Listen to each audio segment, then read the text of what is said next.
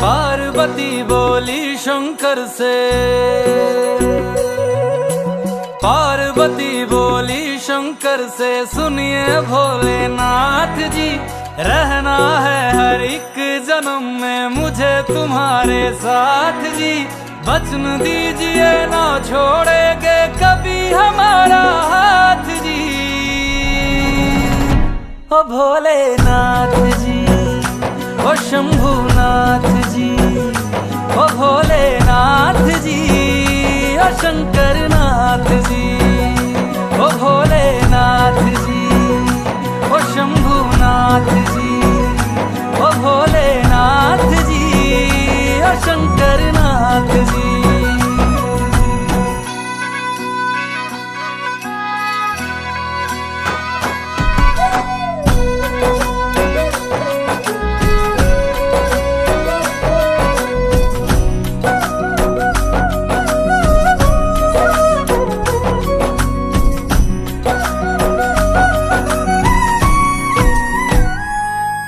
जैसे मस्तक पे चंदा है गंगा बसी जटाओं में, वैसे रखना है अविनाशी मुझे प्रेम की छाँव में।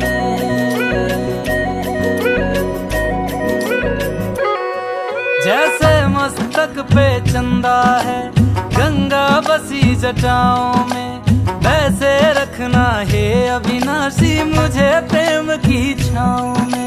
कोई नहीं तुम सा तीनों लोकों में, दशों दिशाओं में, महलों से ज्यादा सुख है कैलाश की खुली हवा में। तुम हो जहां बहा होती है, तुम हो जहां बहा होती है अमृत की बरसात जी। रहना है हर एक जन्म में मुझे तुम्हारे साथ जी। वचन दीजिए ना छोड़ोगे कभी हमारा हाथ जी। ओ भोलेनाथ जी, ओ शंभुनाथ जी, ओ भोलेनाथ जी, ओ शंकरनाथ जी, ओ भोलेनाथ जी, ओ शंभुनाथ जी, ओ भोलेनाथ जी, ओ शंकरनाथ जी।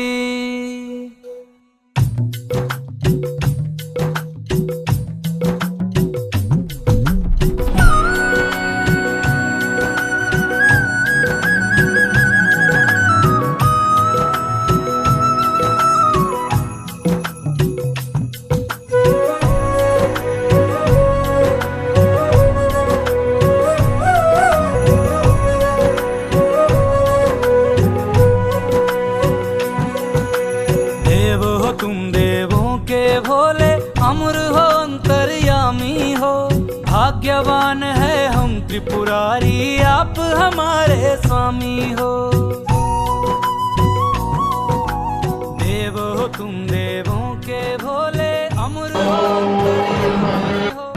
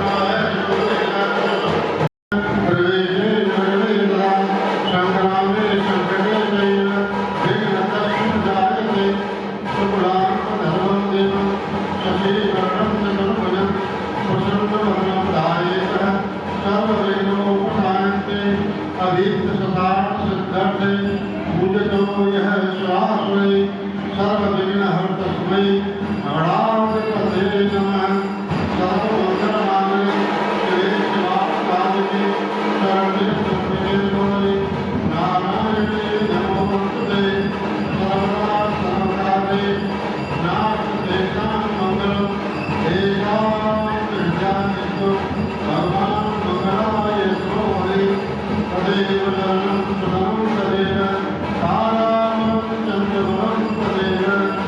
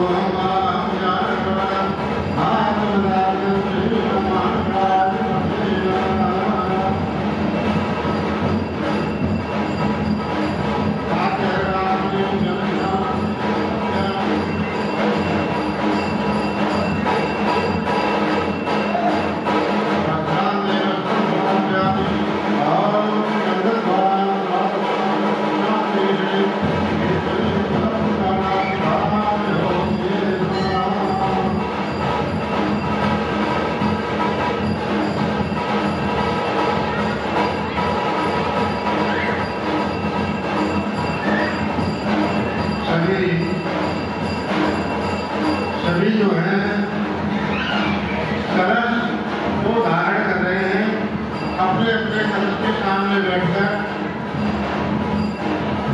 अपने अपने कलश के सामने बैठकर क्या पर हाथ में ले लें। सभी जिन्होंने कलश धारण करना है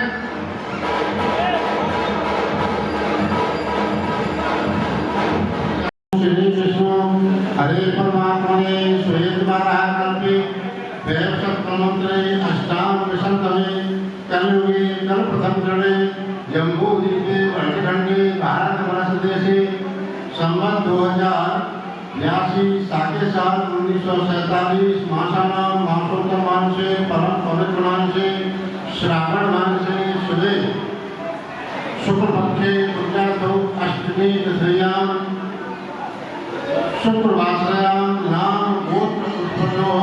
अपना अपना सभी नाम लें और अपने गोत्र का नाम लें। नाम गोत्र उत्पन्न हो। श्री शिव योग साधना तथा शुभ अवसरे कलश धारण संकल्प कलश से और भगवान कलश फिर वरुण देव का ध्यान करेंगे और ओम तत्वायाम ब्रह्मणा वंदमान इष्टता शास्ते यजमानो हवेश दिव्य ऐडमानो वरुणेह बहुत रूष है गुंग समाना आयु प्रमोषी भगवन वरुण गच्छेत अस्मन् कलशे प्रभो पूर्वे अत्रि प्रतिष्ठां ते जलानां शुद्ध हेतवे अस्मन् कलशे वरुणं शांग सपरिवारं सायुधं सशक्त कामान् स्थापयामि। ओम अपापते वरुणाय नमः। कलश में छोड़ना सभी जो है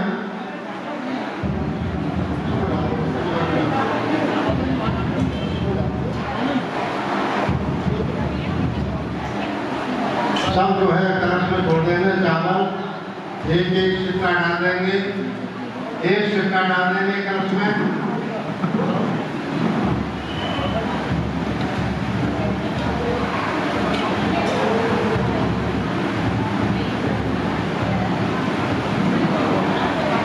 और हाथ जोड़ करके कलश में सभी देवी देवता ब्रह्मा विष्णु महेश 40 तीर्थ नदियां समुद्र सबका ध्यान करके सबका आह्वान करेंगे। हाथ जोड़ करके प्रार्थना। ओम कला कला देवानां दानवानां कला कला संग्रह निर्मतो यस्मात् कलश स्थिर कथयते कलशस्य मुखे विष्णु कंठे रुद्र समासतः मूलत्वस्ततो ब्रह्म मध्ये मात्र गणा स्मृता पुच्छौ सारा सप्त सप्त दीपाक वेदनी अर्जुनी गोमती चैव चंद्रभागा सरस्वती कावेरी कृष्णवीरा च गंगा चैव महानदी तापी गोदावरी चैव माहेन्द्री नर्मदा तथा प्रदाश विविधा दाता नद्य सर्वा इष्टता परा पृथिव्यां यानि तीर्थानि कलश स्थान ताण्डवय्य सर्वे समुद्रा सर्वे तीर्थानि जलदानलाः आयन्तु मम हे सान्तर्थे दुर्गे च कारिका ऋग्वेद यजुर्वेद सामवेद अथर्व अनश्च सहिता सर्वे कलशन्तु समासताः अत्र गायत्री सावित्री शान्ति पुष्टि कला तथा आयन्तु मम सान्तर्थे दुर्गे च कारिका। श्री वरदेवताभ्यो नमः। गुरु शंकर भगवान की जय। सभी जो है आप बताइए। चलो यार कलश यात्रा आरंभ। सभी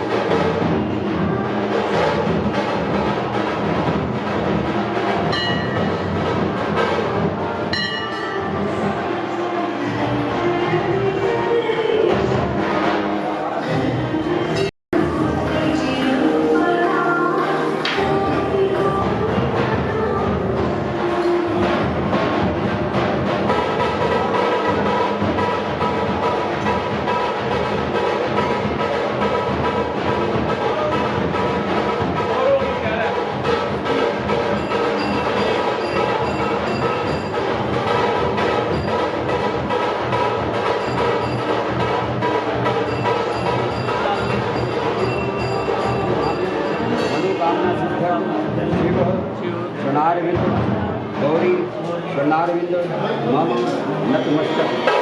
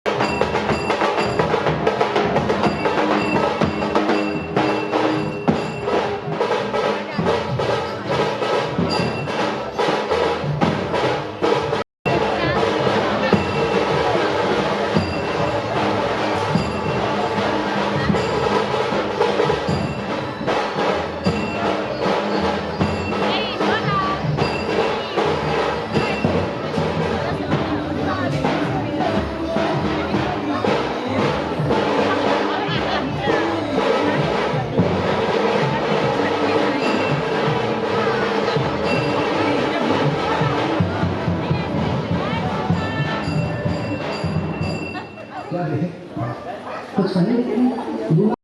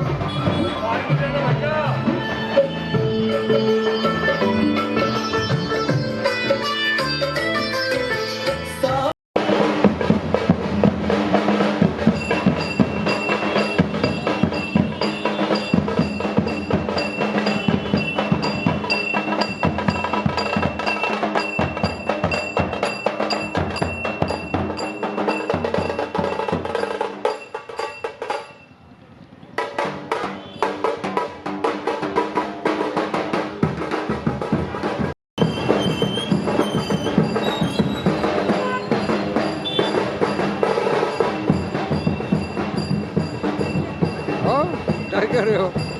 मेरी घरवाली है भाई। तो क्या हुआ, साथ में आ जाओ फिर।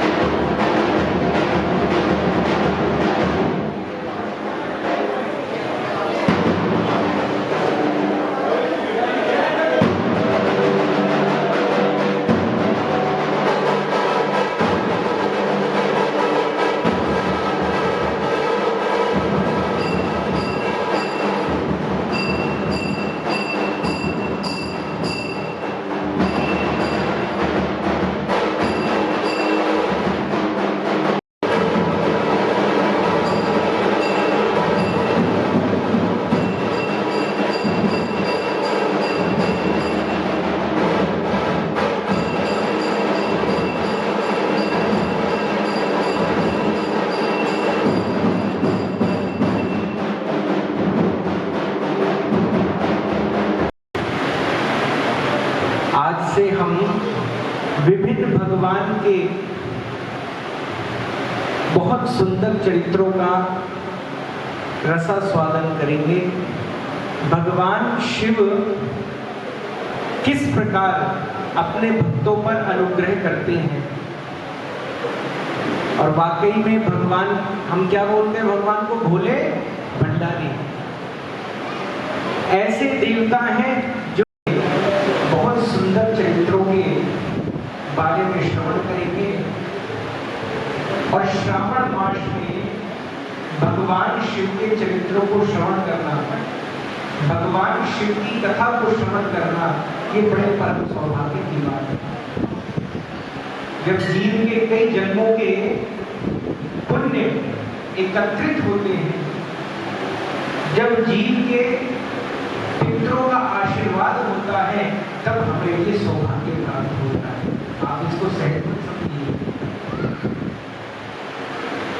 हमारे भारत नगर में कितने मकान हैं, कितने लोग हैं, परंतु कथा सबको प्राप्त नहीं होती। जीवन में अगर हमें सत्संग प्राप्त हो रहा है, कथा प्राप्त हो गई है, तो आप ये मान कर चलिए कि अवश्य भगवान की कृपा हमारे ऊपर है, हमारे पितरों का आशीर्वाद है। हम बड़े सौभाग्यशाली हैं।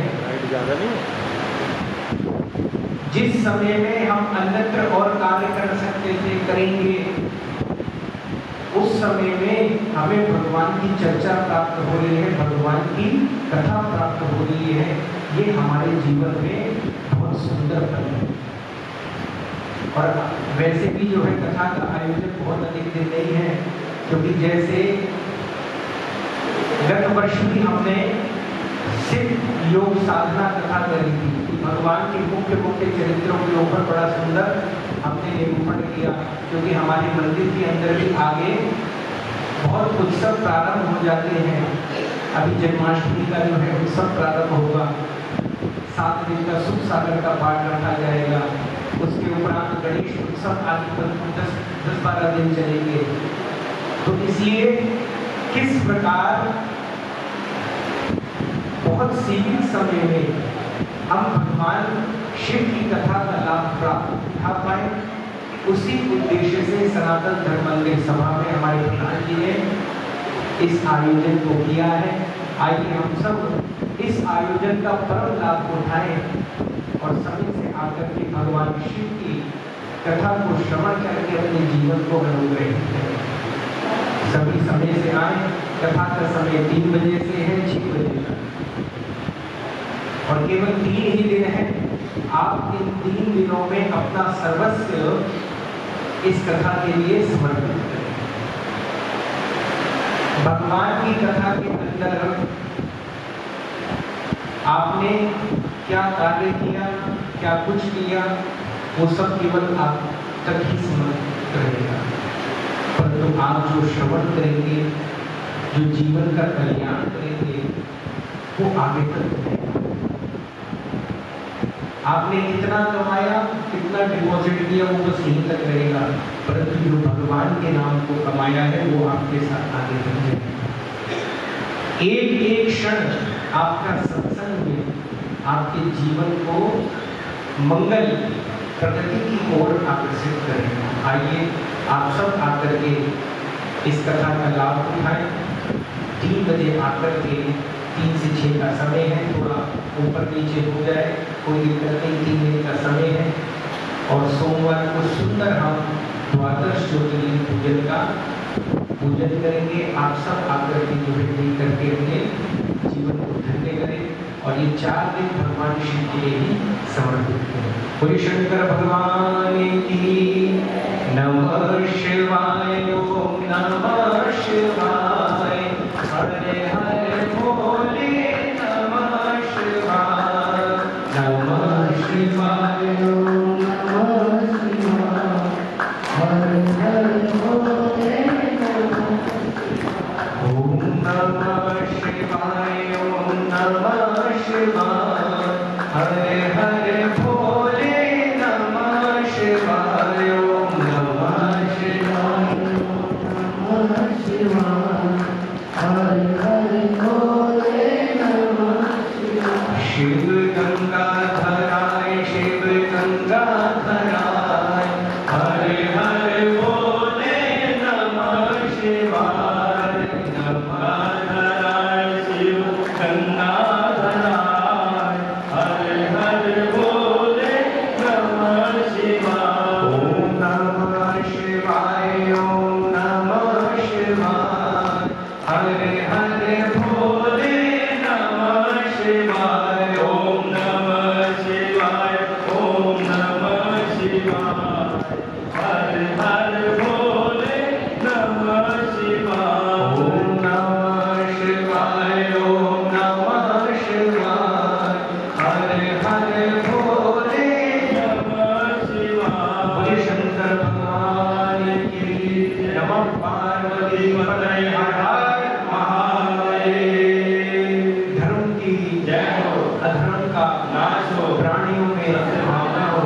का कल्याण हो, गौ माता की जय हो, भारत माता की जय हो, सनातन धर्म की जय हो, अपने अपने इष्ट की जय हो, अपने अपने गुरुओं की जय हो, अपने अपने माता पिता की जय हो। जय जय श्री राम, जय जय श्री राम, जय जय श्री राम, जय श्याम। प्रधान जी को सुनकर कि हमें देवों के देव महादेव की ये शिव योग साधना कथा का अमृत पान करने का अवसर है।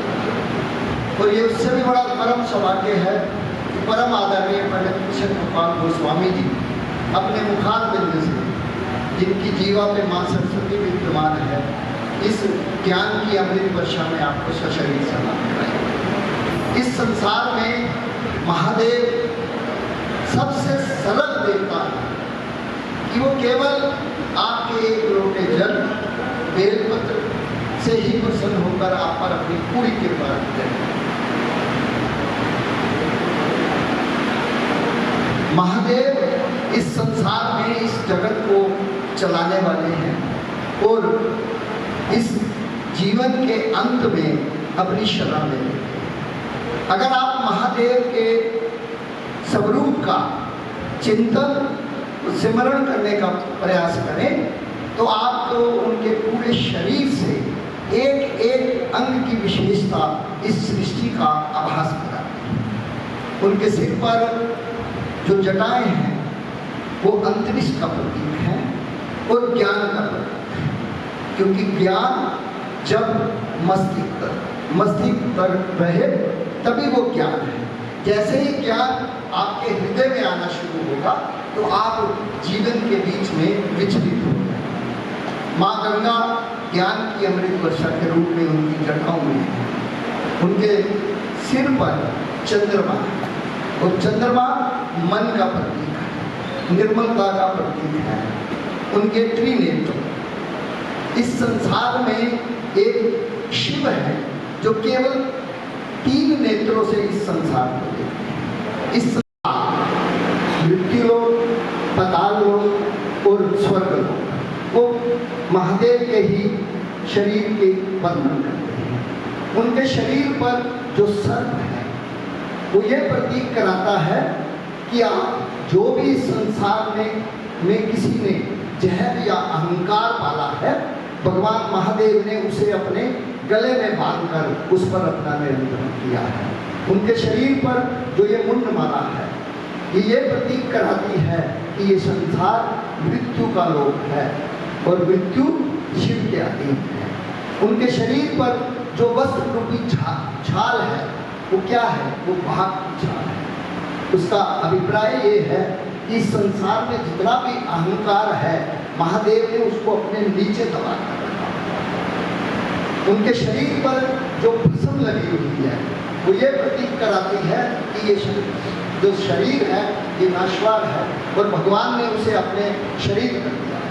ये जितनी भी विशेषताएं हैं जीवन की, सबसे बड़ी विशेषता अगर शिव परिवार का आप चिंतन करें तो आप अपने परिवारों को देखें। जिस प्रकार माँ पार्वती की सवारी एक बाघ है और भोलेनाथ की सवारी बैल है।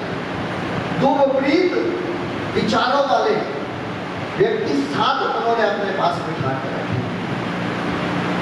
कार्तिकेय जी की सवारी मोर है और अपने गणेश जी की सवारी मूसा है और शिव ने अपने गले में सांप को बांधा। मोर और सांप एक दूसरे के विपरीत हैं। यह आपको प्रेरणा ये देता है कि अगर आप अपने परिवार में अलग-अलग विचारों के हैं तो आप समन्वय बना के रखें। ये महादेव ने ये इस संसार को शिक्षा दी कि विपरीत विचारों के होने के बाद भी आप में अगर अहंकार है तो उसे प्रेम से जीता जा सकता है। आप में अगर अभिमान है तो उसे प्रेम से जीता जा सकता है। ये उन्होंने हमें बोध कराया।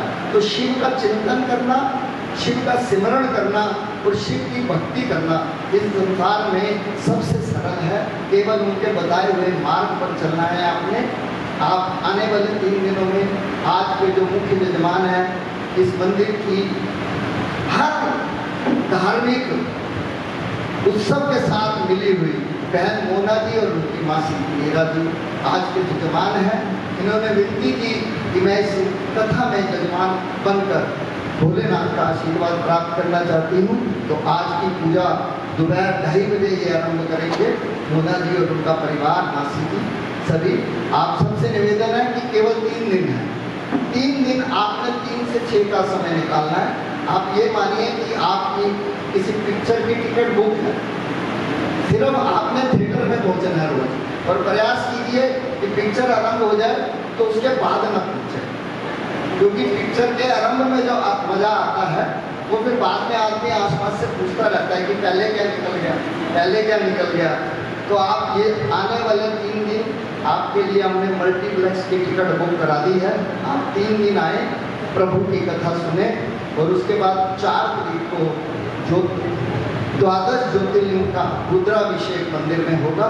जिन भी परिवारों ने संकल्प लिया है उनके साथ आप सभी को भी हम निमंत्रण है, क्योंकि मैं अभी एक शंकराचार्य जी का सुन रहा था, वो ये कह रहे थे कि रुद्राभिषेक में जो तो अभिषेक करते हैं वो तो पुण्य के भागी हैं ही हैं, लेकिन जहाँ जितने लोग वहाँ उपस्थित रहते हैं वो भी उस पुण्य के भागी हो जाते हैं। तो प्रयास कीजिए कि आप सभी रुद्राभिषेक में 4 तारीख सोमवार, सावन का आखिरी सोमवार है, और अधिक संख्या होने की वजह से हम 2 ग्रुप में रुद्राभिषेक करेंगे। एक प्रातः 8 बजे, 8:30 बजे, और एक दोपहर को 11:30 बजे। एक रुद्राभिषेक ऊपर होगा प्रथम तल पर, और दूसरा 11:30 बजे, क्योंकि सोमवार को भगत काफ़ी आते हैं मंदिर में, तो 11:30-12 बजे दूसरा रुद्राभिषेक हम मंदिर के नीचे प्रांगण में करेंगे। आपके जीवन में जो ये अवसर आ रहा है आप उसका सदुपयोग कीजिए, अपना, अपने परिवारों का और अपने आसपास सभी का कल्याण कीजिए। इसके साथ साथ एक छोटी सी बात, एक सामाजिक बात मैं आपसे कह रहा हूँ, आप इसकी चर्चा कीजिए आपस में जाकर।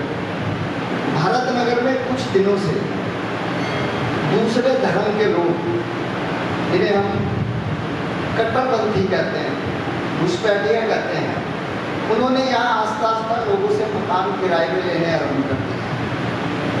आज की डेट में 4 लोग ऐसे किराएदार आ गए हैं जो हमारे धर्म से बिल्कुल विपरीत हैं।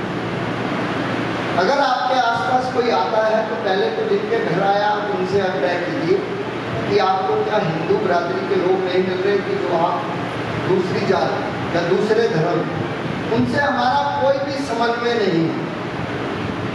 हमारे परिवारों में तो एक बचपन से शिक्षा दी जाती है कि हमारे परिवार में हमारे जितने भी निकट संबंधी हैं, मामा हो, मासी हो, चाची हो, चाचा हो, इनकी सभी संतानें भी हमारी भाई या बहन।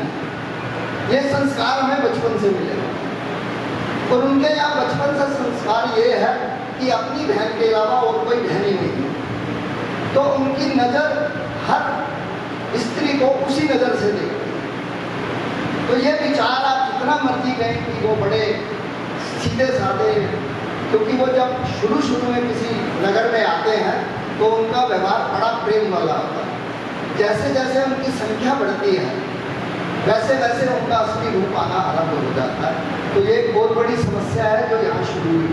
पहले ये बुनकर कॉलोनी में थी, बुनकर कॉलोनी में काफ़ी वो आ गए संख्या में, अब उन्होंने आस्ता आस्ता भारत नगर की ओर रुख किया है।